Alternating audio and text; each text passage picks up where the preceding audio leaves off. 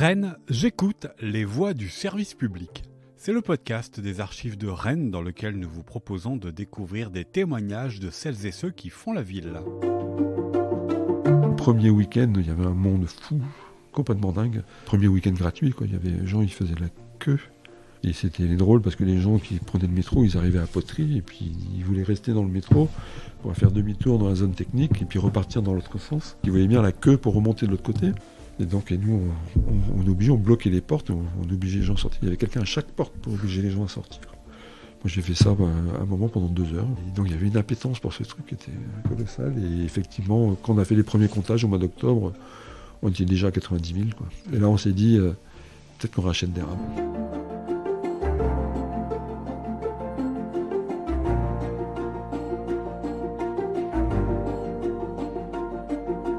Dans cet épisode, à écouter le temps d'un trajet de métro de la ligne B, nous découvrons le parcours de Noël Philippe.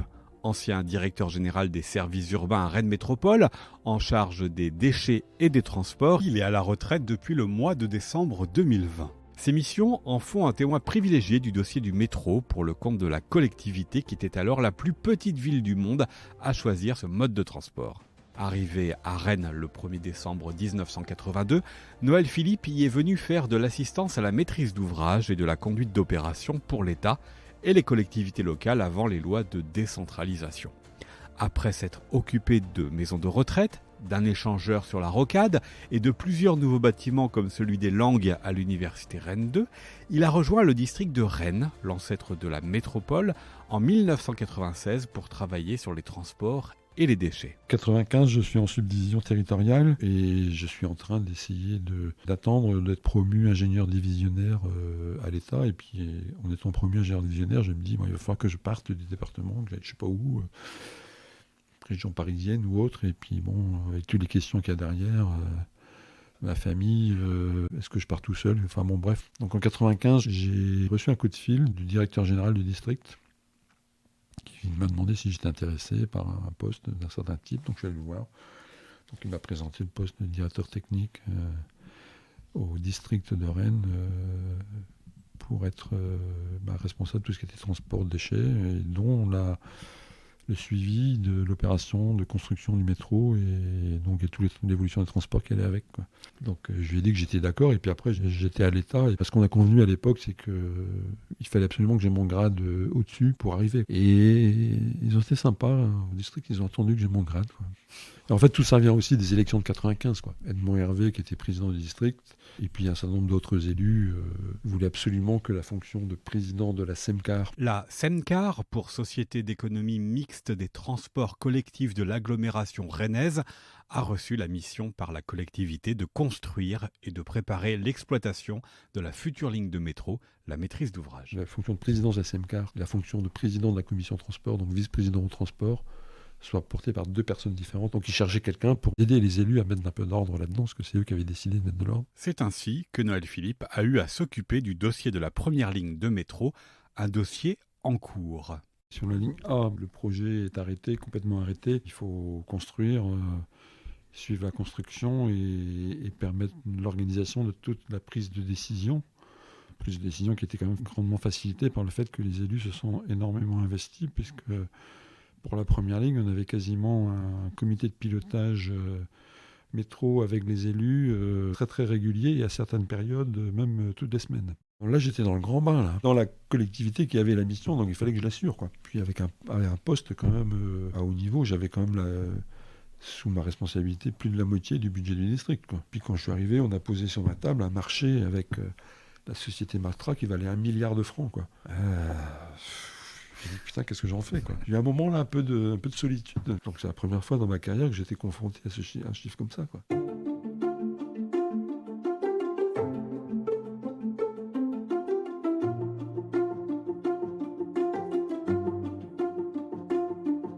La première ligne du métro a redessiné la carte des transports à Rennes. En voici l'une des étapes avec cette archive, un extrait de la séance du conseil municipal du 4 novembre 1996, avant de retrouver Noël Philippe.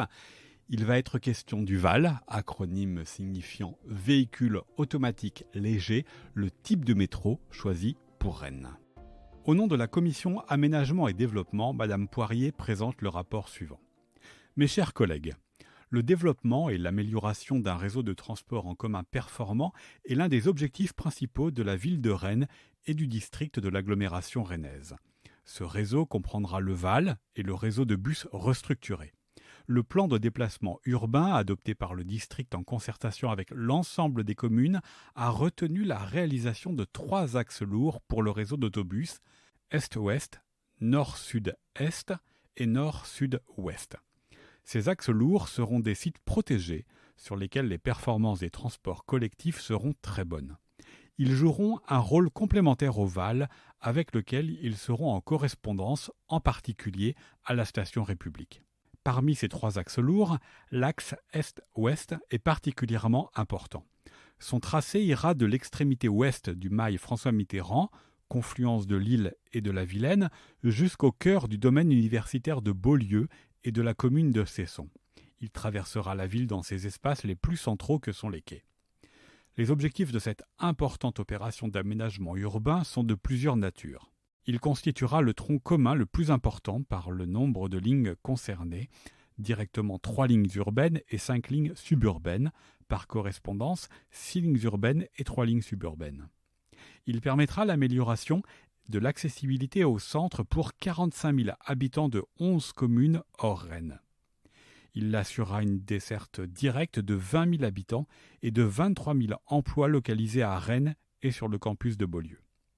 Il correspondra à une fréquentation journalière hors effet induit de plus de 20 000 personnes. Les dispositions envisagées permettront une meilleure régularité et une augmentation de la vitesse commerciale des lignes à 21,6 km/h contre 16,8 km/h aujourd'hui. La création de l'axe Est-Ouest aura un impact direct sur l'image du réseau, le confort des usagers et la complémentarité entre VAL et bus.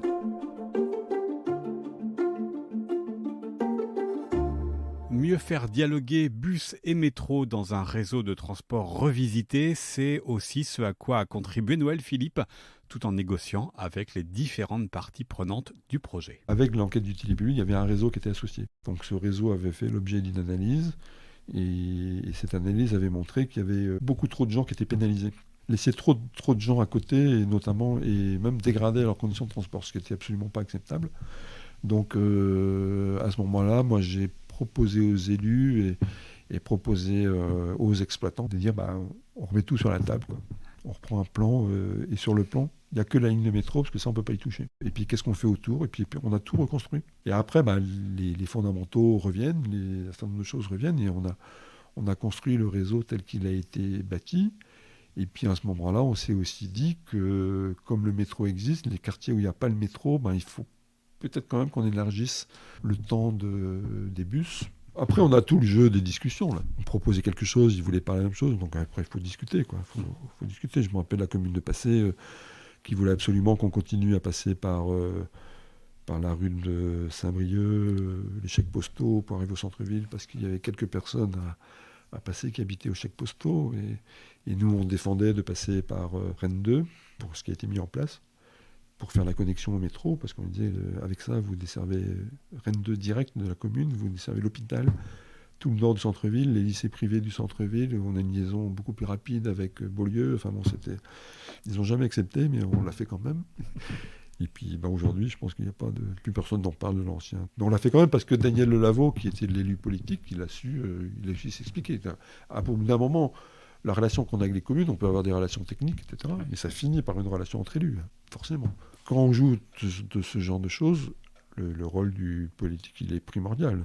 Le rôle du technique, il est là pour mettre en œuvre, proposer des choses, impulser des choses, même quand il y croit et qu'il voit que ça ne prend pas trop de prise, mais c'est jamais lui qui décide in fine. À l'horizon 2002, alors que l'inauguration du métro se précise, de nombreuses questions demeurent. Tout le monde était dubitatif, c'est clair. Et puis, effectivement, il avait été annoncé que 2 ans après la mise en service, il y aurait 80 000 voyageurs par jour.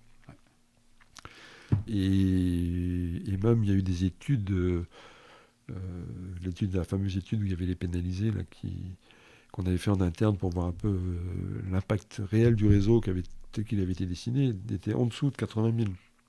Donc, Certains étaient quand même très très inquiets.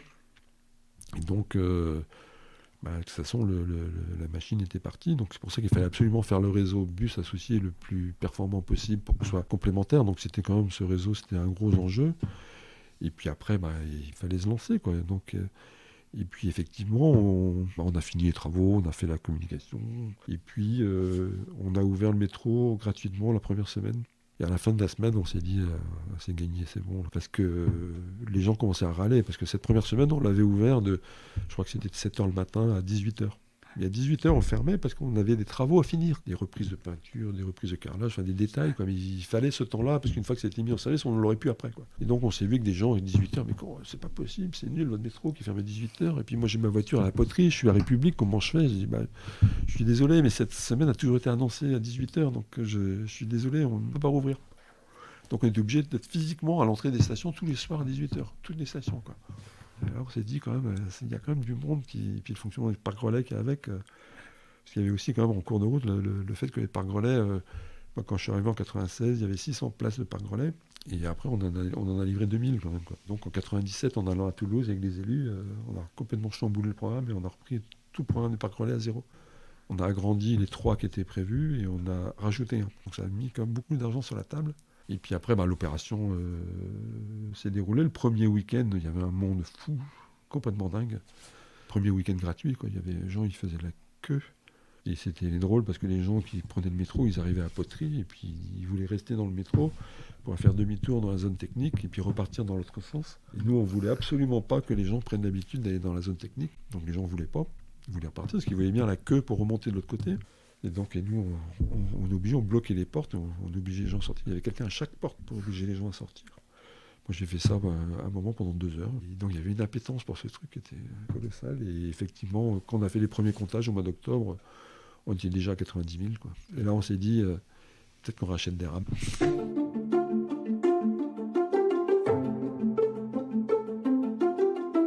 Extrait du discours d'Edmond Hervé, député maire de Rennes, lors de l'inauguration du métro le 15 mars 2002. Mesdames et messieurs, merci à toutes et à tous d'être là pour la fête inaugurale du métro de Rennes et de Rennes Métropole. Votre présence consacre une réussite que nous devions à la population et à la ville. Réussite, plus de 300 000 personnes sont venues, au cours de ces derniers jours, admirer le bel ouvrage. Voilà qui prouve l'intérêt de nos concitoyens pour ce qui se fait. La foule s'est donné rendez-vous dans la bonne humeur, très souvent en famille, des plus jeunes aux plus âgés. Tous, du plus insouciant au plus exigeant, ont dit leur satisfaction. Voir ce monde se presser, en patience, pour découvrir l'objet de tant de passion, de tant d'intelligence, de tant d'énergie, nous procure un réel bonheur. Je le garderai longtemps en mémoire, car il est celui de ceux en qui je crois et qui n'ont jamais cessé d'être la raison de mon engagement. Ce bonheur, c'est celui de voir des gens fiers d'eux-mêmes et de leur ville. Cette fierté récompense tous ceux qui ont travaillé à ce résultat, de l'ingénieur à l'apprenti, de ceux que l'on a vus à ceux qui sont restés dans l'ombre. Je leur exprime à tous ma reconnaissance. Pour monter dans le métro, les habitants de la métropole rennaise disposent de la carte Corrigo. Là aussi, ce fut toute une histoire dont Noël Philippe a contribué à en écrire les pages d'une carte de transport à une carte multiservice.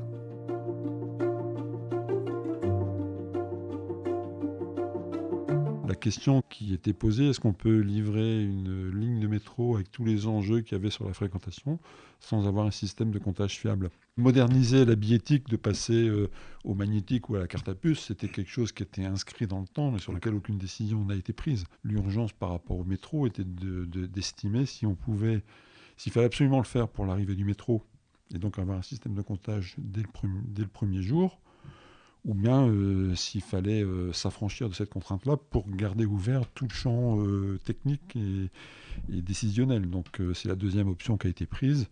Donc le métro était livré avec la même billettique que précédemment, avec des billettiques papier. Donc, et puis on a livré la billettique carte à puce qu'en 2006. Je pense que l'histoire nous a donné raison, parce que si on avait fait vite, on aurait fait du magnétique. Et si on avait fait du magnétique, On n'aurait pas fait aussi rapidement qu'on l'avait fait de la carte à puce, donc on n'aurait pas fait de multimodalité, donc on n'aurait pas fait de multiservice, etc., etc. Si on tire ce fil-là, il y a eu une décision, une forme de prise de risque, mais en même temps une décision qui a été mûrie, réfléchie. Et c'est vrai que Daniel Delaveau, qui était vice-président de transport à l'époque, et moi-même, on a beaucoup défendu cette option auprès d'Edmond Hervé, du directeur général des services. Je me rappelle une réunion, on était tous les 4 en réunion, on était quasiment, à la rentrée de la réunion, 2 contre 2.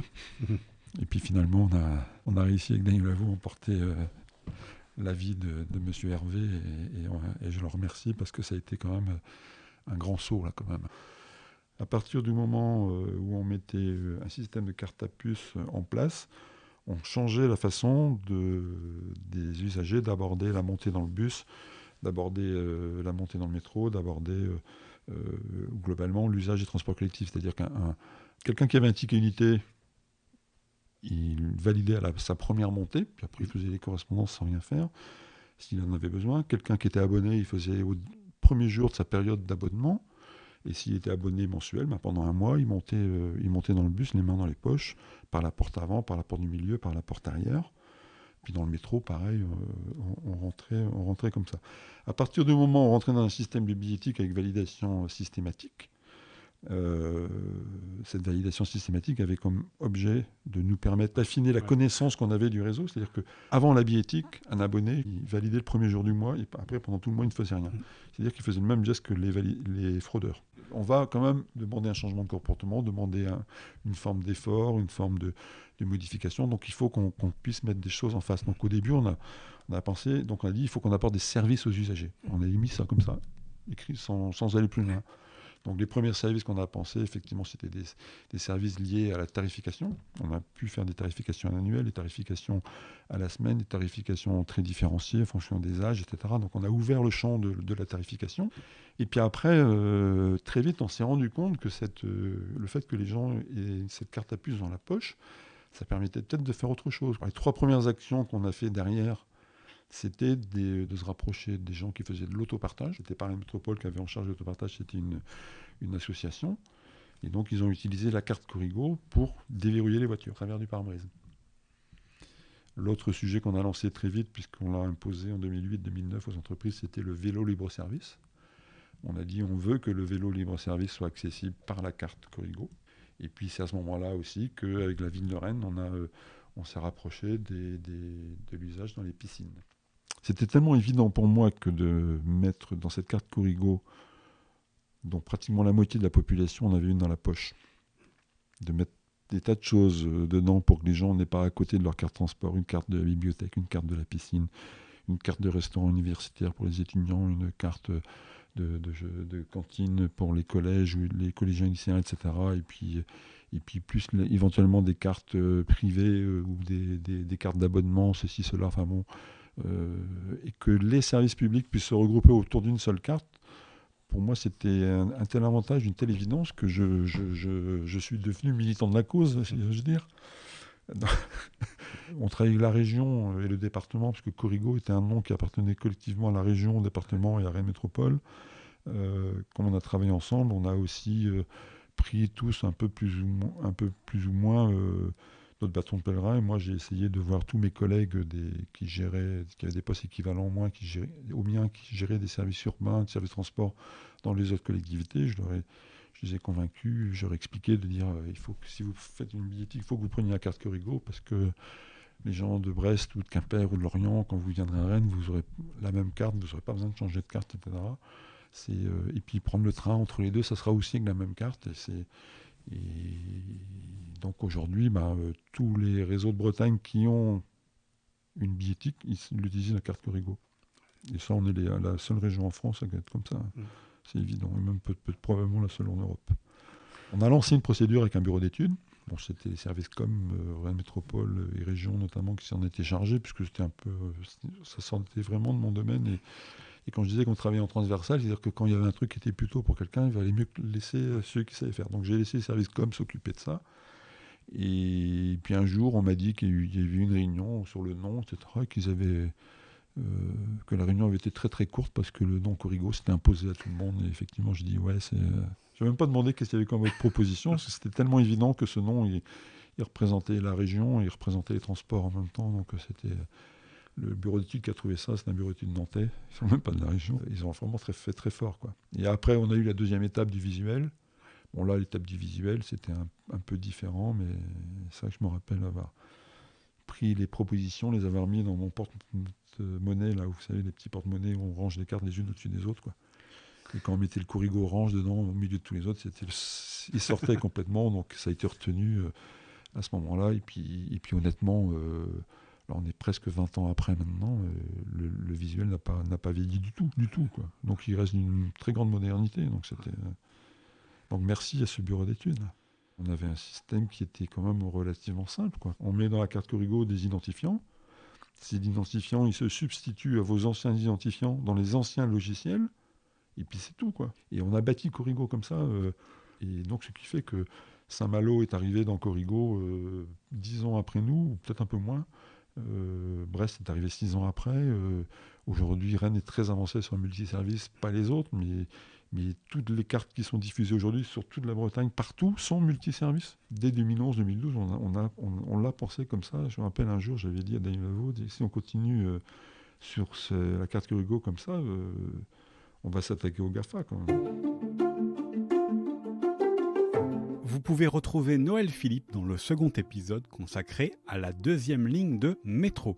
C'était Rennes J'écoute, les voix du service public, un podcast réalisé par Arnaud Vasmer pour les Archives de Rennes avec une musique de Robert Meunier.